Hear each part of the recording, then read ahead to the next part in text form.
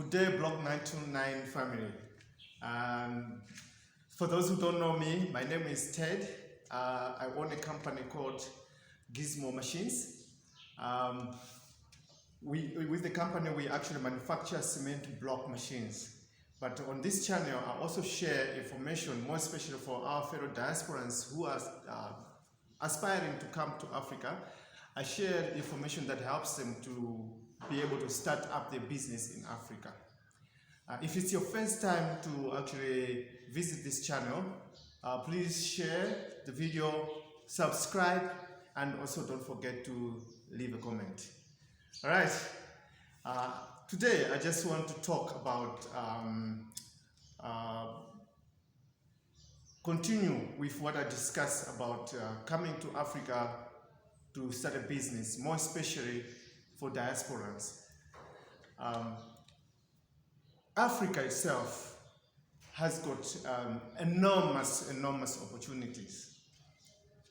But now when we talk about opportunities in Africa, I know many people, they do get confused because they fail to connect between the opportunities and also the lack of opportunities in Africa. But now, the way opportunities present themselves in Africa is not the same way that opportunities present themselves in America or England or overseas. All right, because in Africa, opportunity comes in a disguise. Opportunity is disguised as challenges in Africa. You know? So, if what I've seen is when I look at most of the African people or black people who are doing businesses in America, I see most of the businesses that they do are much more especially into like more the food service. They like to buy franchises and food service. Some of them are doing car wash business. You know, it's not quite often that you see them doing businesses in manufacturing. I don't know why that we don't see a lot of black people doing manufacturing business in America. But now when you come to Africa, the opportunities in manufacturing are enormous because Africa has got a lot of challenges. So it makes it very easy for you to start a manufacturing business. And what I've seen also is that in Africa, let's say for example, we take an example, Dangote. He's into manufacturing. He's manufacturing cement. And we have a company in Nigeria owned by black people called Innocent that is manufacturing cars. We see in Ghana, there is Kantaka, manufacturing vehicles. So Africa actually gives that platform for you to be able to venture into manufacturing. My company, for instance, it's a small company, very small, very small. We're manufacturing cement block machines. We are one of the few companies in Africa that are all black-owned that are manufacturing cement block machines. I know there are some black people in South Africa who are manufacturing cement block machines. And I understand in Zambia there is also people who are manufacturing cement block machines, but we are very few. So as you can see that being very few, it gives us a big platform for us to actually exploit the market. So that's the advantages of Africa. But for you to be able to succeed in Africa in business or manufacturing, you need to be able to understand or know these opportunities. So I know it's very difficult for somebody who is actually coming from America to be able to notice these opportunities in Africa. But what you should be doing is you should be visiting YouTube channels of African people and listen to their complaints, because in Africa, if you go to most of the YouTube channels, a lot of people, maybe except my channel, they are always complaining. They are complaining about something that they are not happy with. Whether it's the political situation in their country, whether it's the business situation in their country, the people are always complaining. Whether it's the social situation in their countries, people are always complaining. YouTube is actually a very good source nowadays because we are having a lot of YouTubers that are just shooting and coming in on the platform and sharing their experiences. And it has now started to make Africa become a very small continent, because now you are able to learn and listen to what other people's experiences are in some parts of the world. I can give an example in West Africa. That is in relation to my business being the manufacture of cement block machines. In West Africa, West Africans, they have been building with cement blocks, for a long time. Malawi, we just, in fact, I'm the one, my company is the one that has pushed the use of cement blocks in Malawi. And it started in 2011 when I came back from South Africa. And actually, the first cement block machines that we started selling, it was in 2013. And I was the only one at that time selling cement block machines. And you can just see 2013 means that this cement block industry in Malawi is less than 10 years. But if you look at countries like Nigeria, you go to Senegal, Sierra Leone, these countries have been using cement blocks for quite a long time. But up to now, what I see whenever I watch people, more especially diasporas, when they come to these countries and they want to build houses, their main complaint is that they're failing to find people who can supply them with quality cement blocks. You would think that after being in this industry for a long time, people should be able to supply quality cement blocks. And I'm noticing that it's all over West Africa. In Gambia, people still complain about the quality of blocks. And I see most of African Americans who are going to Gambia, they're actually struggling to find where to get this quality of blocks. So for me, it shows me that that challenge is an opportunity. I need to go into that market and supply quality cement blocks. And another thing that I've noticed that people are still using traditional methods of making cement blocks. They're still using this mold where they hit the mold with a shovel and have to tilt the mold to release the block. Very laborious. The compression is very, very minimal. So which explains why the quality of the blocks is not good. So majority of the buildings that are being built in West Africa are using this particular kind of machines. That is why now we're seeing a lot of the Chinese going to West Africa to sell their machines or to start the business of construction or production of cement blocks. So that's how you will be able to find out opportunities in Africa. Opportunities are lying in the challenges that people face in Africa. I'm not saying that in the West people don't face the challenges, but most of the challenges that people face in the West have been solved. There are solutions already for them. So if you want to take part in solving the challenges that are there in the West, you will be part of this big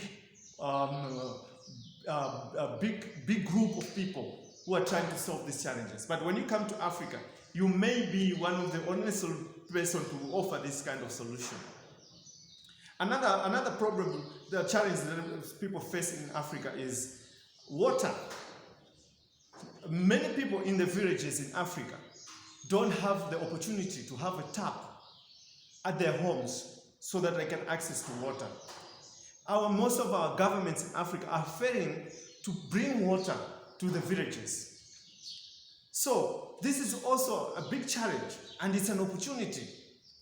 Here in Malawi, we have a young man by the name of Maya Nkoloma. He's an engineer. He has come up with an innovation whereby you use a smart card to actually operate a water supply system. So the people in the village can actually buy a card and then they load money using mobile money and be able to buy this water.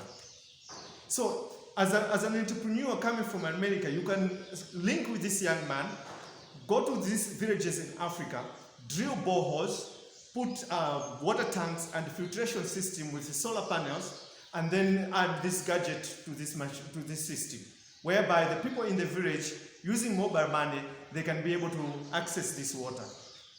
Imagine if you can be offering these solutions in these African countries and all over Africa.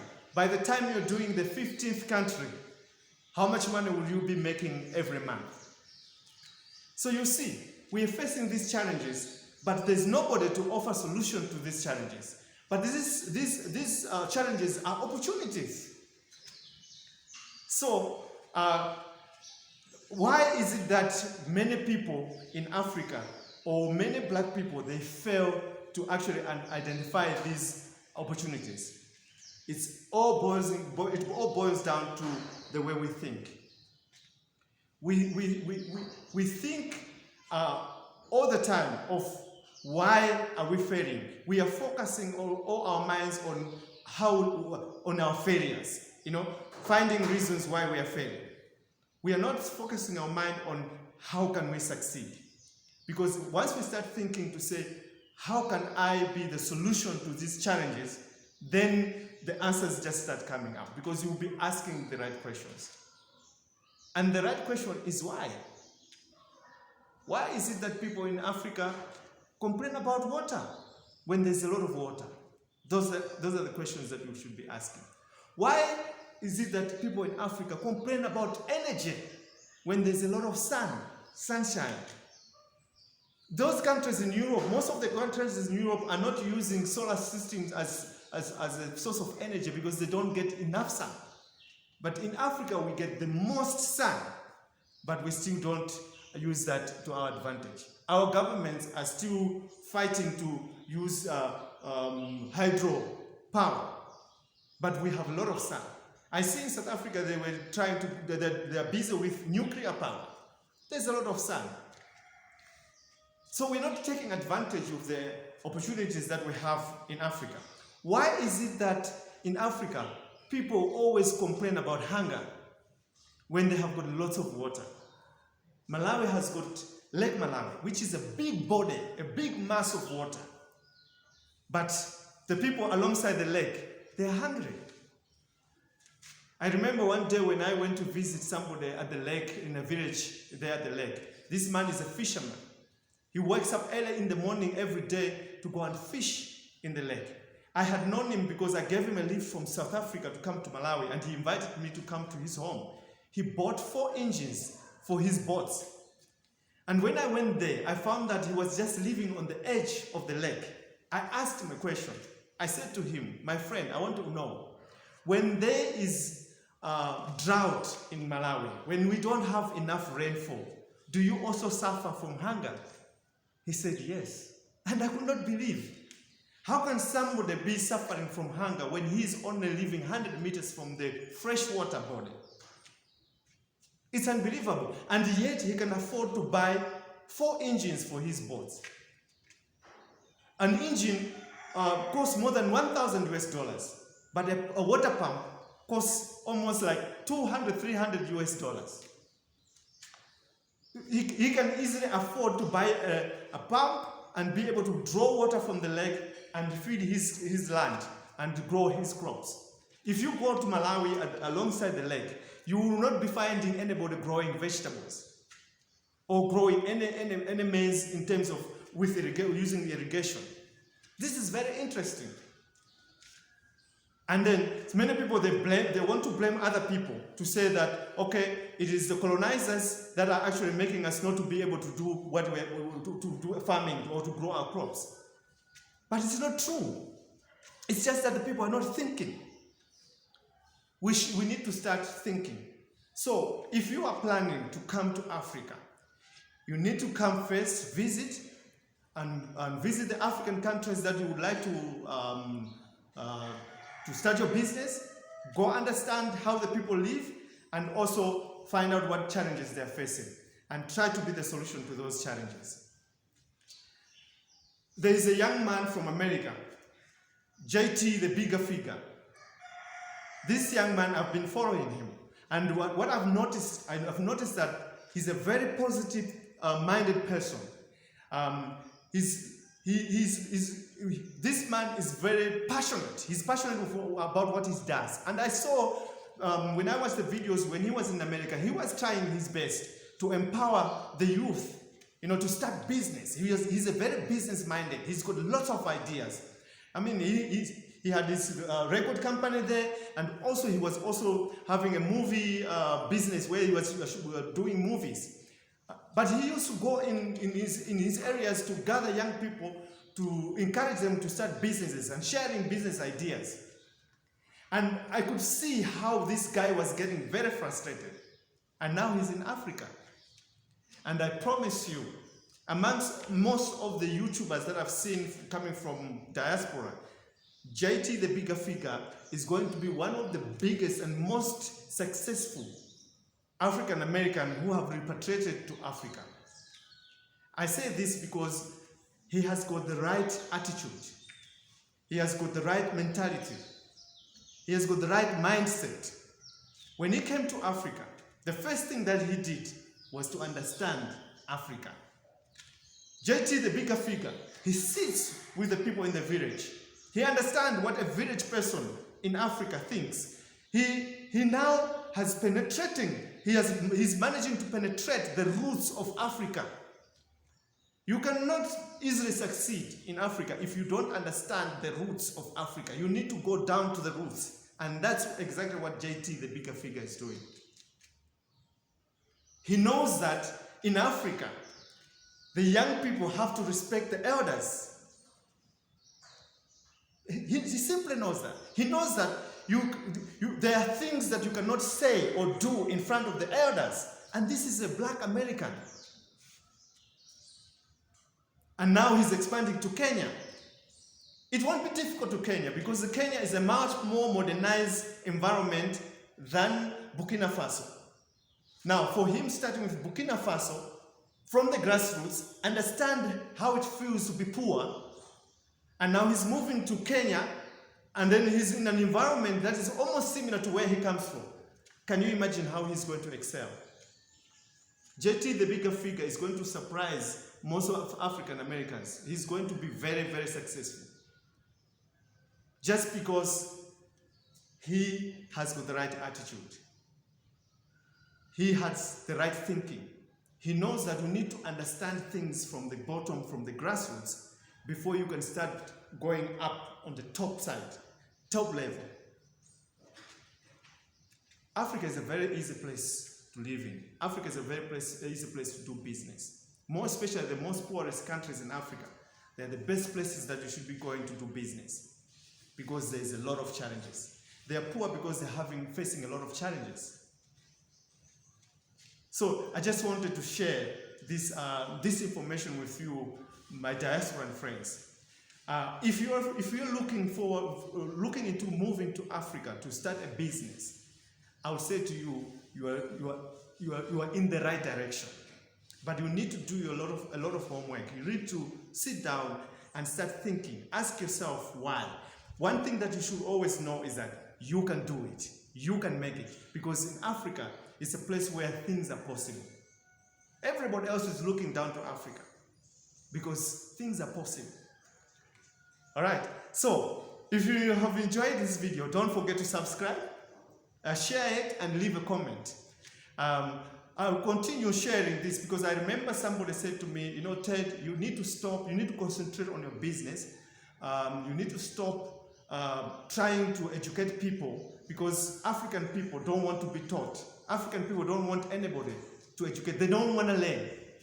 But I know, yes, there is 90% of the people, they don't want to learn. They don't want somebody to point fingers at them and telling them that you need to start looking at things in a positive way. You need to change your mindset.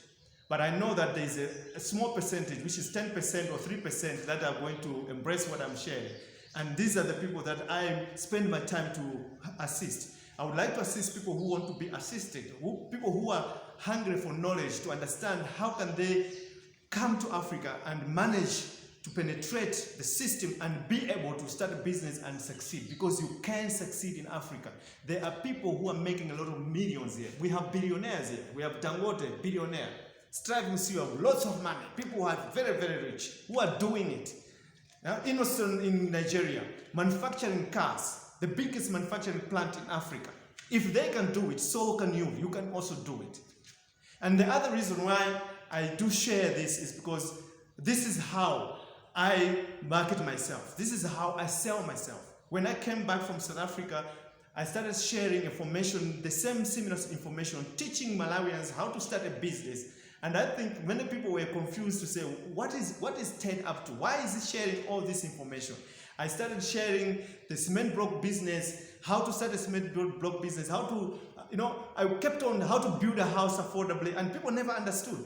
Today, people are able to deposit $1,000 in my account for a machine, and wait for 2 weeks for the machine to be delivered. And they are able to deposit that money because they know I'm going to deliver.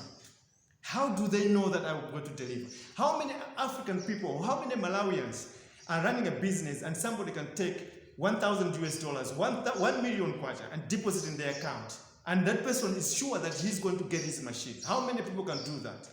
And how do you think that was possible?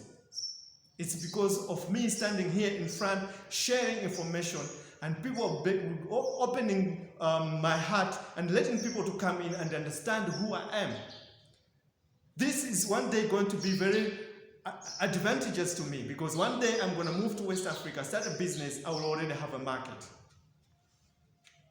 If it's 10% of Americans, I don't know who are coming to Africa, and it's let's say the 10% is like 500 Americans or 600 Americans, that's a big market for me.